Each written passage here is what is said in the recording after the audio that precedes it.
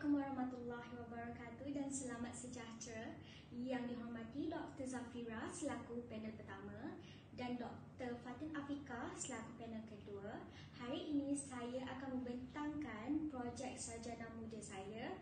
Yang pertama bertajuk Impak Pembangunan Bercampur terhadap Pembangunan Mampan. Ini merupakan isi kandungan yang akan dibentangkan dalam pembentangan hari ini, iaitu meliputi 10 perkara: pendahuluan, penyataan masalah, matlamat kajian, objektif kajian, skop kajian, kepentingan kajian, jangkaan kajian, kajian literatur, metodologi dan akhir sekali kesimpulan. Pembentangan ini saya mulakan dengan pendahuluan. Di sini saya akan menceritakan serba sedikit mengenai pembangunan bercampur berkenaan bagaimana tercetusnya idea konsep ini. Malaysia melaksanakan perancangan guna tanah yang dikenali sebagai penzonan atau zoning, di mana ianya merujuk kepada langkah yang bertindak untuk mengasingkan pembangunan berdasarkan penggunaan yang berbeza.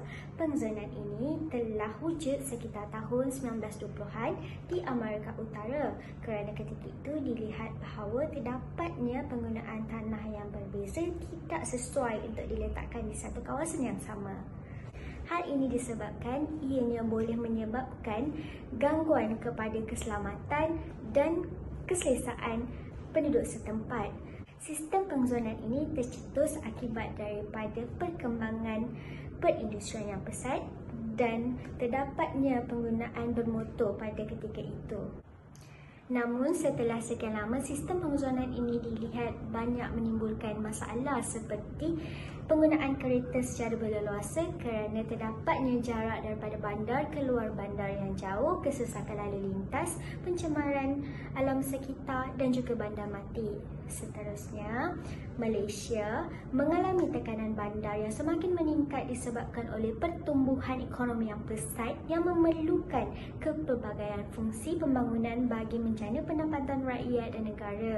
Oleh itu, disebabkan masalah-masalah yang saya nyatakan tadi, wujudnya konsep pembangunan bercampur yang menjadi solusi di mana ianya dapat meningkatkan intensiti guna tanah untuk memenuhi keperluan ekonomi dan permintaan harta tanah yang semakin meningkat. Malaysia juga telah memberi penekanan dengan memberi ruangan khas kepada konsep pembangunan bercampur di terbitan Rancangan Malaysia ke-10 selaras dengan usaha kerajaan Malaysia dalam mewujudkan pembangunan mampan. Sebenarnya, sebelum pengasingan guna tanah penzonan diwujudkan, telah wujudnya pembangunan bercampur secara tidak formal, di mana kebanyakan masyarakat hanya berjalan kaki memandangkan ketiadaan mod pengangkutan bermotor untuk sampai dari satu destinasi ke satu destinasi yang lain.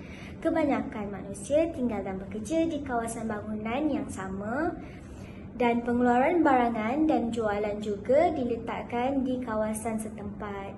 Oleh itu, wujudnya peletakan guna tanah yang berdekatan antara satu sama lain dan sesetengah kawasan mempunyai kepadatan yang tinggi kerana ruang yang diperlukan untuk kehidupan seharian dan pergerakan semua aktiviti diletakkan pada jarak penjalan kaki bagi memudahkan pergerakan penduduk. Seterusnya, penyataan masalah. Yang pertama, pembangunan bercampur berpotensi untuk menjadi kawasan pembangunan yang berdensiti tinggi melebihi kapasitinya. Hal ini disebabkan kepesatan ekonomi dan gabungan kepelbagaian jenis tanah di satu kawasan dapat menarik penduduk dari luar kawasan tersebut untuk datang ke kawasan pembangunan bercampur. Hal ini dapat mengundang kepada kesesakan lalu lintas, jenayah, mengganggu privasi kawasan kediaman. Selain itu, terdapat juga kesukaran dalam membuat perancangan spasial bagi mengawal pembangunan bercampur dan sistem penzonan yang bergantung kepada kadaran tertentu. Hal ini disebabkan terdapatnya pembangunan yang menggunakan sistem penzonan sebelumnya, dan apabila pembangunan bercampur ingin membangunkan, ianya akan menjadi mencabar dan sukar untuk tentukan di mana kawasan yang terbaik untuk membangunkan pembangunan bercampur. Hal ini kerana dalam membina pembangunan bercampur, ianya harus mengambil kira daya tampung populasi di situ.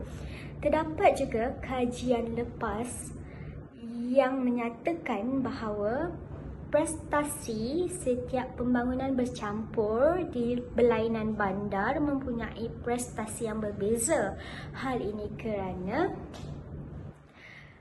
prestasi pembangunan bercampur adalah bergantung kepada perancangan dan kepadatan penduduk di kawasan situ. Seterusnya, konsep pembangunan bercampur berkembang dan mempengaruhi piawai perancangan. Perbezaan piawai perancangan ini boleh memberikan kesan yang berbeza di masa hadapan. Oleh itu, ianya sangat penting untuk mengetahui impak sesuatu pembangunan tersebut supaya perancangan akan mendatangkan hasil yang lebih berkesan. Tambahan lagi, pembangunan bercampur dilihat dapat menarik perhatian pembeli berprofil tinggi.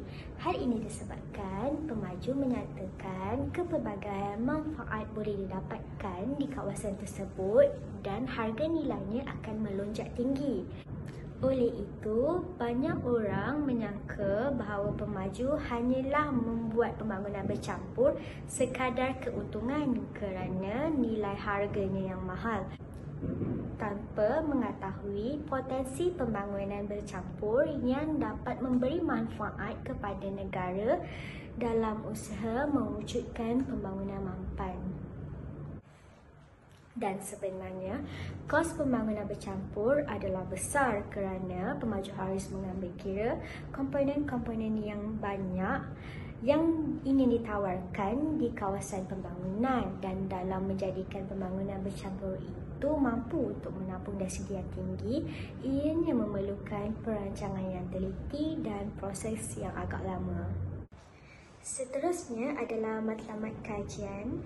Matlamat kajian yang ingin dicapai dalam kajian ini adalah untuk mengetahui sejauh mana kejayaan pembangunan bercampur di Malaysia dalam mencapai kestabilan sosial, ekonomi dan alam sekitar.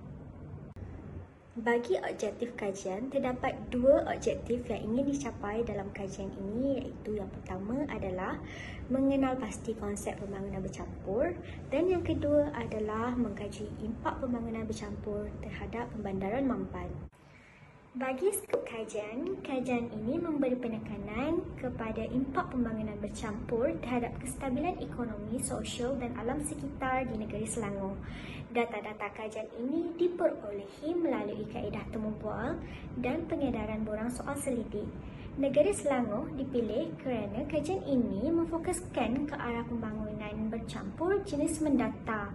Negeri Selangor merupakan salah satu negeri yang telah mendahului pembangunan jenis ini, seperti contoh Bandar Sunway.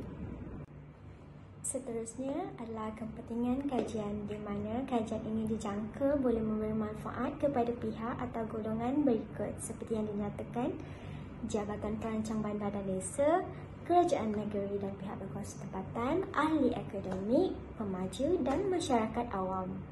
Seterusnya kita memasuki kajian literatur. Di bawah kajian literatur terdapat 6 perkara, iaitu konsep pembangunan bercampur, pembandaran mampan, jenis-jenis pembangunan bercampur, pihak yang terlibat dalam pembangunan bercampur, garis panduan pembangunan bercampur dan akhir sekali impak pembangunan bercampur berdasarkan kajian literatur. Seterusnya, saya akan membentangkan berkenaan konsep pembangunan bercampur.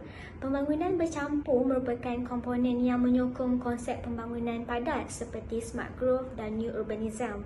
Pembangunan bercampur merujuk kepada projek pembangunan yang mempunyai lebih daripada satu jenis penggunaan dalam sebuah bangunan, kawasan kejiranan ataupun sebuah daerah dalam sebuah bandar yang dibangunkan oleh pemaju ataupun agensi kerajaan.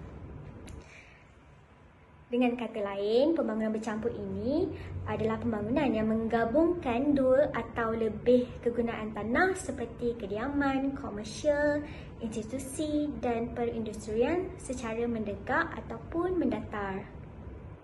Selain itu, faktor yang mendorong kepada konsep pembangunan bercampur ini adalah kemudahan pengangkutan, pergerakan manusia, alam sekitar, sosial dan ekonomi. Sebagai maklumat tambahan, pembangunan bercampur merupakan salah satu elemen teras bandar kompleks yang ideal dan telah dianggap sebagai mekanisme berguna untuk mencapai matlamat pembangunan mampan. Pembangunan bercampur boleh mewujudkan kejiranan yang lebih selamat dan lebih meriah di mana aktiviti berlaku sepanjang hari, bermaksud sekiranya sistem pengezonan apabila orang balik kerja, di kawasan bandar akan menjadi sunyi, sepi kerana semua orang sudah balik ke rumah selepas waktu bekerja. Selain itu, pembangunan bercampur bermanfaat untuk merangsang ekonomi tempatan, menggalakkan kesaksamaan sosial, meningkatkan kesihatan dan kesejahteraan dengan menggalakkan aktiviti berjalan kaki dan ianya dapat mengurangkan kenderaan bermotor yang boleh meningkatkan kualiti alam sekitar di kawasan setempat. Seterusnya, jenis-jenis pembangunan bercampur. Terdapat dua jenis pembangunan bercampur, iaitu pembangunan bercampur menegak dan pembangunan bercampur jenis mendata. Bagi pembangunan bercampur menegak, kebiasaannya hanya melibatkan satu bangunan dalam sebuah lot atau lebih, atau terdapat beberapa bangunan yang bersambung melalui podium ataupun parking basement. Lazimnya, pembangunan bercampur menegak ini dibina di atas lot jenis guna tanah perniagaan komersial. Manakala bagi pembangunan bercampur mendata, ia melibatkan satu kawasan yang lebih luas di mana pelbagai jenis kegunaan tanah diletakkan secara berhampiran. Kebiasaannya, jenis guna tanah komersial akan diletakkan di bahagian hadapan dan jenis guna tanah kediaman akan diletakkan di bahagian belakang bagi mengelakkan bunyi bising yang keterlaluan di kawasan kediaman. Pembangunan jenis ini kebiasaannya dibangunkan oleh satu pemaju atau agensi kerajaan. Seterusnya, impak pembangunan bercampur berdasarkan kajian literatur. Yang pertama adalah kesesakan lalu lintas. Pembangunan bercampur ini dilihat dapat mengurangkan kadar penggunaan kereta ke tahap tertentu dan tahap itu berbeza bergantung kepada skala kawasan pembangunan populasi, status sosial dan ekonomi. Terdapat juga kajian mengatakan bahawa usaha pembangunan bercampur ini tidak dapat berfungsi dengan baik pada tahap intensiti tertentu. Tambahan lagi, sekiranya perancangan kawasan pembangunan bercampur tak ada ketersambungan yang baik, ketempatan penduduk yang sesuai serta perkhidmatan transit yang cekap, maka ianya boleh mengakibatkan peningkatan kesesakan lalu lintas di kawasan tersebut. Seterusnya adalah peningkatan nilai harta tanah. Hal ini kerana terdapatnya ketersambungan yang baik, kemudahan pengangkutan awam, kepelbagaian infrastruktur dan penjimatan masa untuk ke kawasan komersial untuk masyarakat setempat untuk mendapatkan barangan. Perkara ini akan menjadikan lokasi pembangunan bercampur lebih baik dan mempunyai nilai harta tanah yang tinggi. Namun begitu, sekiranya nilai harta tanah terlampau tinggi, ianya juga mendorong kepada kenaikan kadar sewaan yang menyukarkan pelabur hartanah untuk mendapatkan penyewa yang berkualiti. Dan ianya juga akan berlakunya lebihan penawaran. Seterusnya adalah mengundang lebih banyak jenayah. Hal ini kerana corak penggunaan jenis tanah di kawasan bercampur berkeupayaan untuk menyokong atau menghalang jenayah. Dengan kata lain, pembangunan bercampur mempunyai risiko gagal dalam meningkatkan kawalan sosial di ruang awam. Kawalan pembangunan bercampur berpotensi untuk menjadi pusat tumpuan yang bakal menarik orang ramai dari luar kawasan untuk datang ke kawasan tersebut dan akhirnya peluang terhadap jenayah terbuka dengan luas serta mewujudkan lebih banyak sasaran jenayah. Seterusnya adalah kebisingan di pembangunan bercampur, lebih-lebih lagi di kawasan kediaman. Hal ini disebabkan oleh terdapatnya kelemahan reka bentuk dari segi perancangan layout, kelemahan reka bentuk dan juga kelemahan pengurusan setempat. Selain itu, hal ini disebabkan oleh pembangunan bercampur berpotensi untuk menjadi pusat tarikan dan akhirnya menyebabkan peningkatan bilangan kenderaan di kawasan tersebut dan ianya mampu untuk menjana pencemaran bunyi lebih-lebih lagi pada hujung minggu. Seterusnya adalah kesaksamaan sosial. Di sini, pembangunan bercampur mewujudkan ruang aktif bagi menggalakkan penglibatan dan integrasi komuniti secara tidak langsung akan memupuk sense of belonging, keperpaduan kaum serta memupuk modal sosial bagi jangka masa yang panjang. Dan akhir sekali adalah kemudasampaian yang tinggi dengan adanya akses kepada pengangkutan awam dan pelbagai aktiviti guna tanah yang terdapat di kawasan yang berhampiran. Bagi metodologi kajian, saya menggunakan kaedah campuran iaitu gabungan kepada kedua-dua kaedah iaitu kaedah kuantitatif dan juga kaedah kualitatif.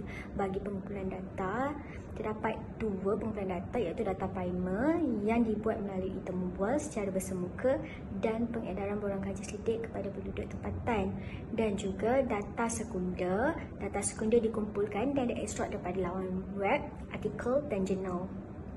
Analisis yang digunakan adalah analisis kandungan. Cadangan responden adalah pejabat tanah dan galian dan perancang bandar dan desa. Bagi saiz sampel, kuantitatif adalah sebanyak 382. Untuk jangkaan kajian adalah bagi mendapati impak pembangunan bercampur dari segi ekonomi sosial dan alam sekitar dan sejauh mana kejayaannya dalam usaha mewujudkan pembandaran mampan di Malaysia. Kita telah sampai ke penghujung. Di sini saya simpulkan di mana pembangunan bercampur telah wujud setelah sekian lama dan digunakan kembali pada masa kini dalam usaha membangunkan pembandaran mampan. Tidak dinafikan pembangunan bercampur dapat memberi manfaat kepada ekonomi, sosial dan alam sekitar. Namun sekiranya perancangan pembangunan tidak dibuat dengan baik, maka ianya juga boleh menjejaskan kesejahteraan bandar pada masa akan datang dan masalah-masalah yang akan tercetus di kemudian hari akan sukar untuk dibetulkan kembali di masa hadapan. Itu sahaja daripada saya. Sekian, terima kasih.